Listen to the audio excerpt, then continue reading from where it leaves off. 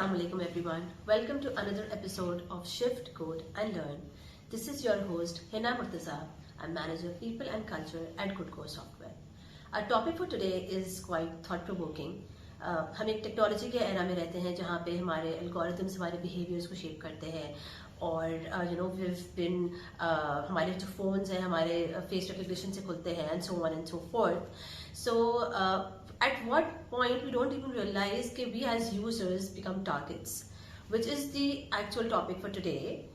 From users to targets, how AI surveillance can shape the world's future. So in order to explore this topic with me, we have our guest, Ms. Hunaiza Khan. She's a final year student of NED and an AI enthusiast. She's deeply interested in artificial intelligence and data and the ethical questions surrounding it. So, Hunaiza, welcome to the show. It's a pleasure to have you here. Thank you so much, Hina. I'm so excited to be a part of this conversation. And I think it's a really important one for people who are building AI today. Okay, Hunaiza, so when people often hear the term AI surveillance, it sounds very futuristic or sometimes even very scary. So how would you explain this term AI surveillance in simple words? And also, do you feel that it is currently being applied in our daily lives? Yeah, I think to start with, first we need to understand what surveillance is. Surveillance is basically a systematic observation of people, activities, or you're basically monitoring the behavior of the people, and you gather all of this information to prevent crimes or to manage situations. Now, traditional ways of surveillance was that there was a CCTV footage and there's a human who's watching all of that. Maybe security में अगर हम देख लें कि घर की security के बारे में अगर बात करें तो एक CCTV camera है and there's a security guard who's monitoring all of that कि कुछ जो है ना situation chaos create ना कर जाए. बिल्कुल. So AI-powered surveillance is basically you're using automated algorithms, and those automated algorithms, they analyze data for you. Now that data can come from various sources, just like I mentioned, CCTV, the sensor से भी आ सकता है, digital footprint से भी आ सकता है. सही. अब उस डेटा पे जो इंटेलिजेंट एल्गोरिथम्स होते हैं, we have trained algorithms for different use cases. If I talk about an example जो कि कंस्ट्रक्शन साइट की अगर हो जाए, उसमें एआई पावर्ड सर्वेलेंस इस तरीके से यूज हो सकती है कि whenever we have a construction site, there are SOPs that people need to follow. They need to wear helmet और a vest maybe. So AI can process, that CCTV footage in real time. Algorithms trained होते हैं, and they can just see that whether people are following the SOPs or not. And they can just alert भी generate कर सकते हैं, maybe beep भी generate हो सकती है, and then the person who is supervising, they can get to know about this कि okay, this is where we need to really focus on. हो सकता है इस बंदे ने जो Or we need to take action, we need to take action. बिल्कुल. So ये पूरा process जो है वो kind of automate हो गया है सही. to supervise people. तो इस तरह तो हमारी रिसोर्सेज भी कम लग रही हैं और हमारे ऑटोमेशन की तरफ भी हम जा रहे हैं, तो this is quite good in a very positive way. Yeah, for public safety and health, I think ये examples they are kind of life changing as well. So as you said that AI actually helps us in managing people and managing our resources and also saving time. So this brings me to my question that at what point do you feel that we as users become targets? Is there a clear line or is it like a gradual process? I think there is, it's kind of gradual, not a clear line. So basically the transition from a user to, becoming a target, it happens when the primary purpose of your data collection, it changes from service enhancement to behavior modification. Right. So mostly यही होता है कि आपकी intention जो थी data collection की वो change हो गई हो. If I'm collecting a data for a purpose, let's say I'm making a fitness app, whatever data that was collected for that particular purpose should not be passed down to another one. यानी किसी insurance company को मैं वो data नहीं बेच सकती. So the intention and the purpose of the data collection, when this changes, I think that is when users start to become target. And if I talk from a regulatory perspective, यानी कि general data policy जो है ना guidelines होती हैं, so under such regulations, there is this concept which is known as data minimisation. अब data minimisation का जो कॉन्सेप्ट है वो ये बोलता है कि you only collect data that is sufficient और necessary for the scope of your work, and that should also be for a specific and legitimate purpose. यानी कि ज़्यादा डेटा कलेक्ट नहीं करना, उतना ही we need to collect जितना is required for the scope of the application, and that too for a specific purpose. Let's say if अगर मैं एक food delivery app बना रही हूँ, I necessarily I don't need to collect CNIC numbers. Right. That is not actually required for the scope of an application. So data minimization principle को जब जितना ज़्यादा हम follow करेंगे, that is when we are basically not violating the rules and the principles that actually comes with AI surveillance. Yeah, and also ये कि when the whenever like the data minimization principle is violated, that's when all the intrusive profiling, individual profiling, it happens. So yeah. Right. So one major concern is that AI surveillance can be biased. Do you think that's true? I think whenever we talk about this, one important thing that we need to realize is that the AI can never be biased. The model cannot be biased. It's always the data that is biased. So we in AI community, there's this thing that we say that garbage in, garbage out. So if whatever the model's output is, it is a true representation of the kind of data that we're feeding into it. Okay. So if the training data has bias, then of course the reflection is gonna be there in the output as well. So the biases that exist in the AI systems, I think it's mostly because of the training data. So what kind of biases that are there that exist in the system? Okay, so the three common types of biases that exist in AI systems, I think one is the selection bias. So as the name suggests, selection bias is basically when the training data, it does not represent the entire population. इस example में there was this case study by MIT जो इन्होंने gender shades के नाम से जो है ना publish की थी. In that case study, what happens is that they made a facial recognition system, and the system, it failed to recognize women or people with darker skin tones. तो हमने ये देखा कि क्योंकि ट्रेनिंग के वक्त मॉडल ने कभी darker skin tones देखा ही नहीं, तो when it was live जब वो predictions कर रहा था, तो it almost failed when it had to recognize people with darker skin tones.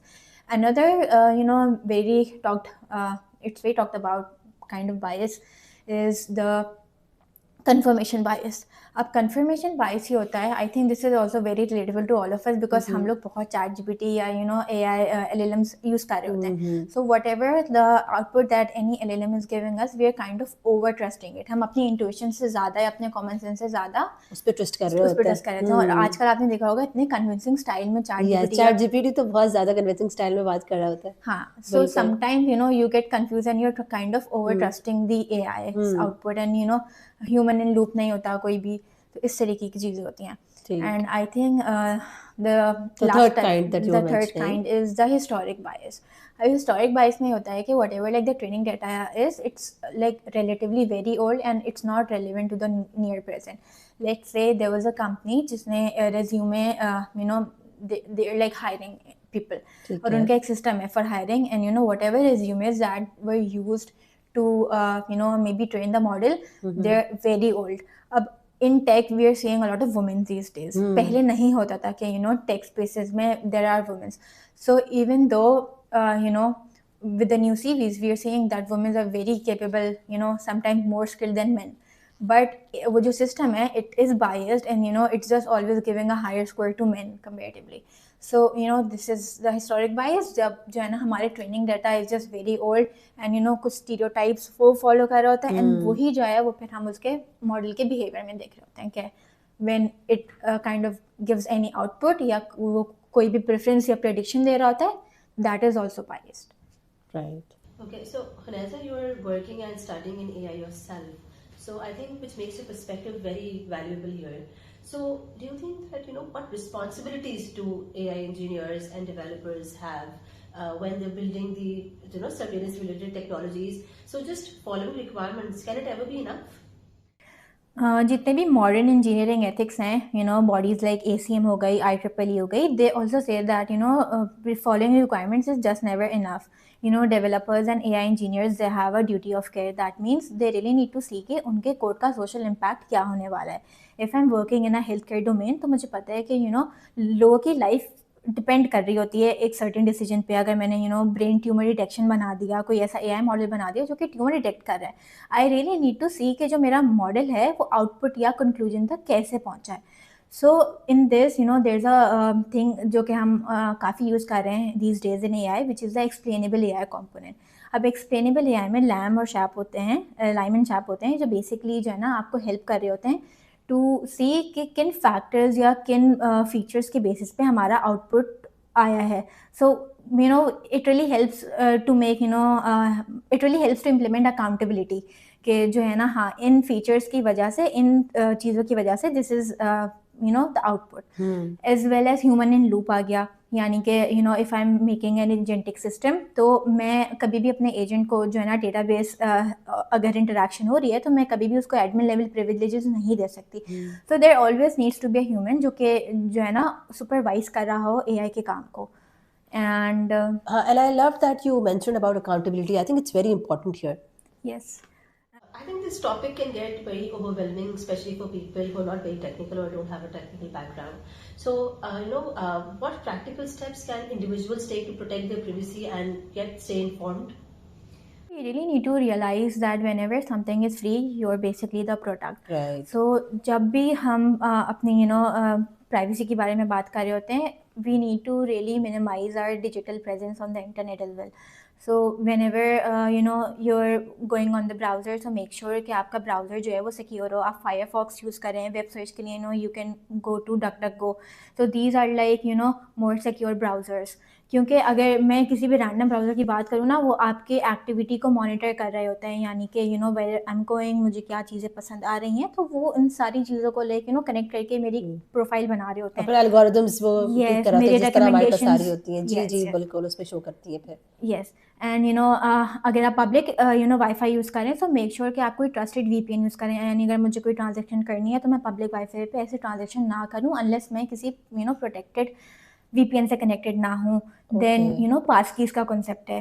Passwords जो होते हैं इजीली हैक हो जाते हैं, anybody can just fish them. So we really need to make sure कि जहाँ जहाँ बायोमेट्रिक हो गई या फेस से रिकग्निशन हो गई, तो पास कीज़ पर जो है ना हम शिफ्ट कर जाएं.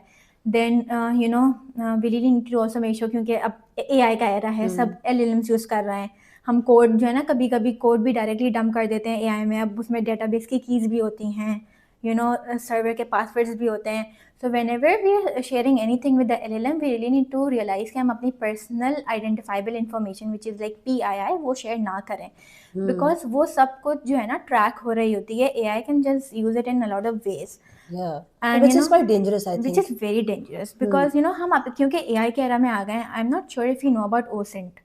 OSINT जो होता है ना, एक फ्रेमवर्क है जिससे आप जो है ना इंटरनेट पे अवेलेबल इंफॉर्मेशन गैदर कर रहे होते हो. Okay. यस. सो मैं लास्ट वीक अपने लीड से डिस्कस करी थी कि अब डिजिटल प्रेजेंस किसी को भी आइडेंटिफाई मॉनिटर करना इतना आसान हो गया है, क्योंकि विद जस्ट माय नेम और माय फ़ोन नंबर आप जाएं, एक ऐसी वेबसाइट्स होती हैं जो कि आपको मेरी पूरी इंटरनेट पे एक्टिविटीज़ जितनी भी हैं, मैंने बहुत सारे जो है ना वेबसाइट्स पे लॉगिन भी किया होगा, टर्म्स एंड कंडीशंस पढ़े बगैर मैंने जो है ना मीडिया फाइल, यूजुअली यही कर रहे होते हैं, टर्म्स एंड कंडीशंस पढ़ते ही नहीं और हम कहते हैं आई एक्सेप्ट मीडिया फाइल्स वो मेरी एक्सेस कर रहा है. तो मेरी जितनी भी डिजिटल फुटप्रिंट है, मेरा इंटरनेट पे जो जो काम है वो सब कुछ आ जाएगा. And I don't even need a expert जो कि मुझे ये काम करके दे रहा हो, क्योंकि अब AI आ गया है. विथ फ्यू प्रॉम्प्ट्स मैं कुछ भी काम करवा सकती हूँ. सो अब स्पेशलाइज बंदा नहीं मेरी सारी प्रोफाइल देख सकता है. It's anybody who just knows how to prompt, और वो मेरी पूरी डिजिटल जो है ना प्रोफाइल देख सकता है. सो आई थिंक हमें डिजिटल प्रेजेंस जो है अपनी मिनिमाइज करने में and safe use of AI पे Yeah, जो है the ना. other day I was watching this video, and it was very thought provoking because the message of the video was that जो भी हम लोग डाल रहे होते हैं, we're basically exposing ourselves, हमारी life को, हमारी family life को to all the general people out there, ठीक है?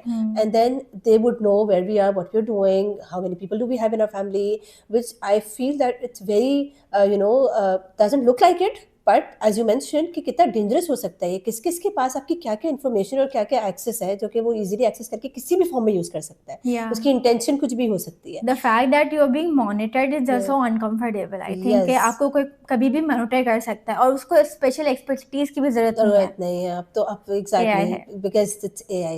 Yes. It's a generation of AI. Yes. Thank you so much, Haneza. Thank you for coming in and sharing your insights with us. I mean, the conversations like this are so crucial, especially when the AI is evolving every day and it's evolving so fast.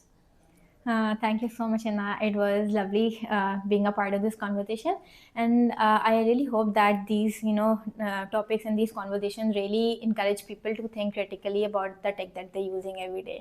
Thank you so much, Haneza. And thank you to our listeners for tuning into another episode of Shift Code and Learn. See you in the next episode.